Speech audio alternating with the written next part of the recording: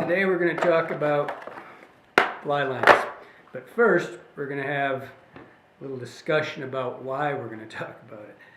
I saw this thing in Gink and gasoline, and then right afterwards I saw Ray Schmidt post up something on Facebook about it, which is really accurate, as Ray usually is. And what I want to talk about is the article was Cahill did it. It was has distance casting hijacked rod design, I think. But it's a great point because it truly has. I've been preaching this for 25 years or more.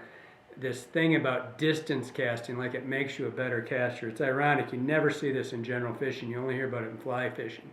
You know, oh, I can cast 60 feet. You know, virtually nobody can cast 60 feet well. I mean, I know everybody says this. I had a guy come in here and tell me one time he cast 65 feet and hit a Dixie cup.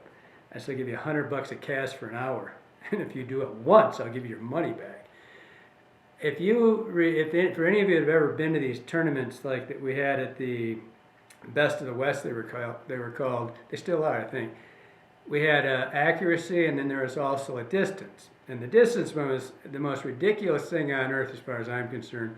It'd be kind of like if you had the NFL, if you lined everybody up out here, and whoever could huck a football the furthest suddenly should be the starting quarterback for, you know, in the NFL. It's ridiculous. Half the time the lines would collapse on themselves. But the more impressive thing was when we did the accuracy thing. Now, withstanding the Simon Gosworths and the Tim and Steve Rajeffs of the world, who very seldom miss anything, withstanding that, when you got to the 40-foot target, indoors, on a platform, you have 4 rings, right? 15, 20, 25, 40, whatever, however they're set up. Almost no one could hit the center of the 40 target. And this is on a platform, no wind, no fish distracting you, not the biggest fish of your life making you all jittery, just sitting there casting 40 feet. And in reality, very few fish are caught at 40 feet away anyway. And that's what I want to talk about on these lines when we get to it. But first and foremost, what you have to realize is that it's not a matter of casting further doesn't make you a better angler.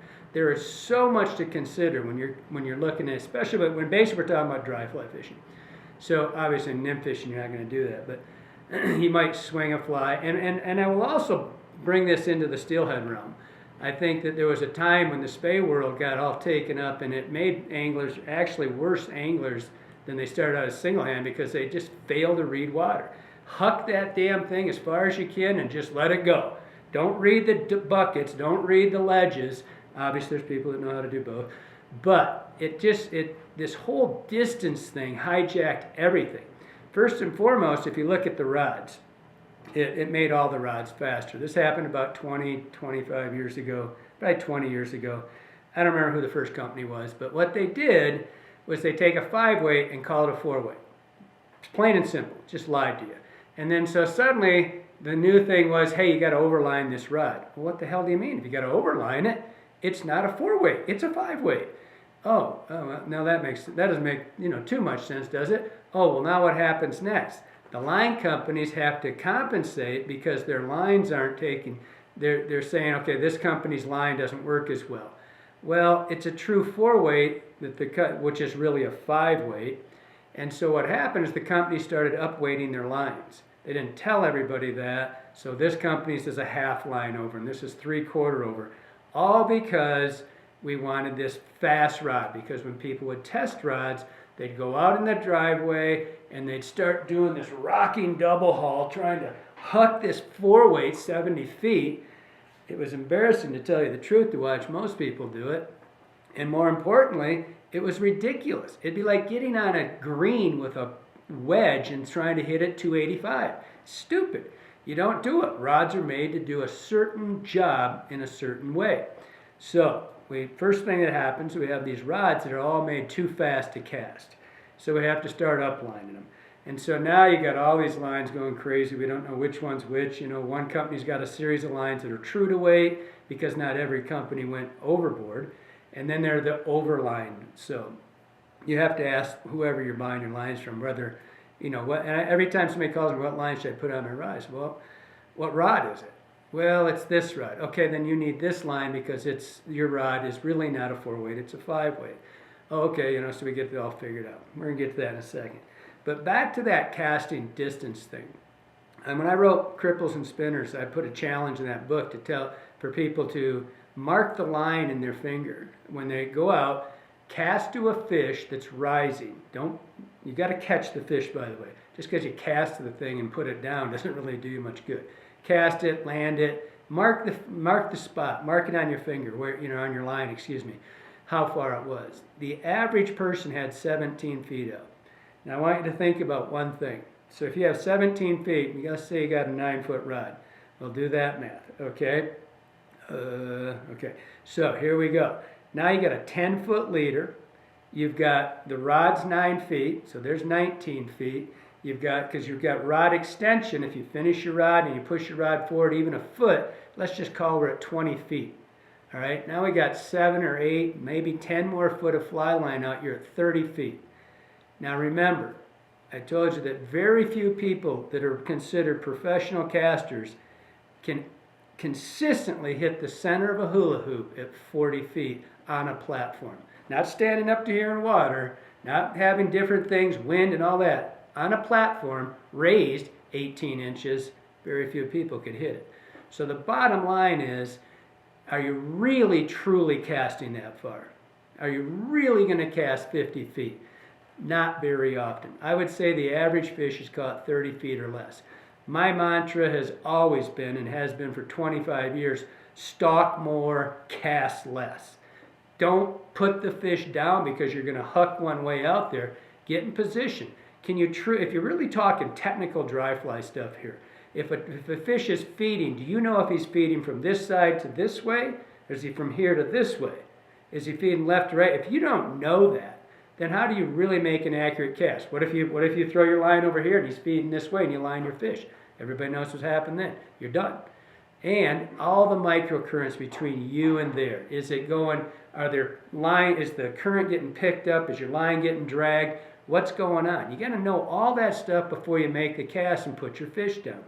So all that said, by the way, in the book, the average person's line was 17 feet in the finger. And so most people are casting a lot. If you really took a tape measure, went out and cast, and you'd see that most people are probably casting less than 15 feet of fly line. Whew, long way around the barn to get 2 fly lines. So what I want to talk about is, because I read that thing and I found it funny that we're still arguing this. And I can tell you one of the things that happened even before the rods got hijacked, were the fly lines. In the early 70s, and I can't remember exactly when, probably 71, 2, I don't remember.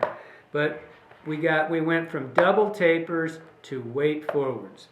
All right, and weight forwards weren't even called weight forwards. They were called advanced casting tapers or something like that. It changed very quickly. I was a kid then, but it was something about that. I remember going to the river. I was on I forget where it was, and a guy saw that I had a double taper. He goes, "Oh, it's just starting." And I thought, yeah, we'll see how this works out for you. But that was the perception, because the designers realized that most of us have an ego bigger than Montana, and so if we give a advanced casting taper, the idea was that, and again, a ludicrous idea, is that you'll shoot the line and throw it out there to the fish. Well, if you're shooting line on a river, you're out of your mind. I mean, you are putting down more fish than you are catching fish, I guarantee you.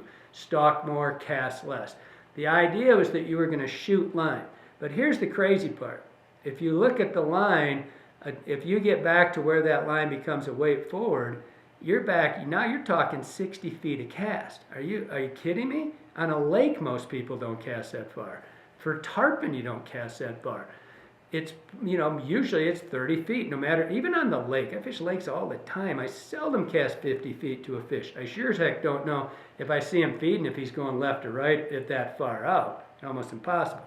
But realizing that we would buy into this double taper versus weight forward, advanced casting taper, that we buy more lines because you don't get 2 lines. That was the big thing about double tapers. Same taper both ends, you got 2 fly lines. your sales go up greatly if you're a fly shop owner, if you sell only weight forwards. So, just as a quick note, I personally fish double tapers on lines that I can. On my specialty lines, like a nymph taper or something like that, I don't. They're designed to be really short-headed and stuff like that.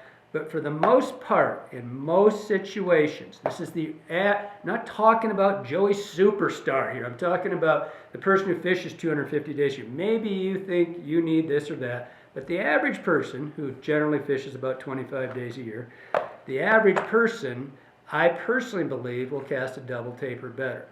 If you look at the really great distance casters, and I'll take, I worked for Airflow. Tim Rajeff, his brother Steve, between them, I think they got more records than anybody.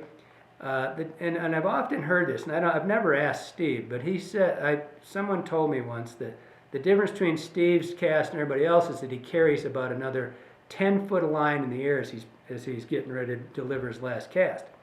The same thing holds true, and you couldn't do that with a weight forward, by the way. That line's fat all the way back. Same thing holds true with a double taper. For those of you who don't know, the lines sit like this and they reduce on each end. A double taper goes like this and they get skinnier at the end, right? Reduction of energy. A double taper is identical front and back. So you put it on your reel, both ends are the same. On a weight forward, just the front has the taper. Then it reduces at about 40 feet, reduces down to a running line, and so there's no taper back there, it's just level. So for my personal belief is that what I always did, because I was cheap and when I was a kid, I would cut them dead in the middle and just tie them on my line. And so then I'd save the other one. But you don't have to do that, especially with large arbors. You don't really hurt them. It used to be they get really skinny and tight and coil up. But as it stands, because I get asked this constantly, weight forward or double taper? Well, double taper is a better value. You get 2 lines. More people fish the weight forward. Okay, I'll do the weight forward. They're really the same line. You're getting the same line, but like for example, Scientific Anglers. This is a Scientific Angler box, and I don't know if this is last year's, but the tapers were identical. The weight forward and the double taper were identical on both ends. Some of the companies, Airflow included, the weight forward is a little shorter reduction, and the double taper is a little bit longer reduction. Personally, the longer the reduction, the lighter your delivery is going to be. We're talking dries here. So that's the line I prefer. Although the weight forward, there's almost no difference. So you could get 2 lines if you buy a double taper, or you get 1 line on weight forward. If you really think you're going to go out and shoot line past that 40 foot, remember 40 foot's more than that. It's almost 50 feet because rod extension and leader. It's where your fly hits, right? You got a 10-foot leader, 40-foot line, bingo. So here you're out there 45, 50, 60 feet. That's a lot further than you're going to fish.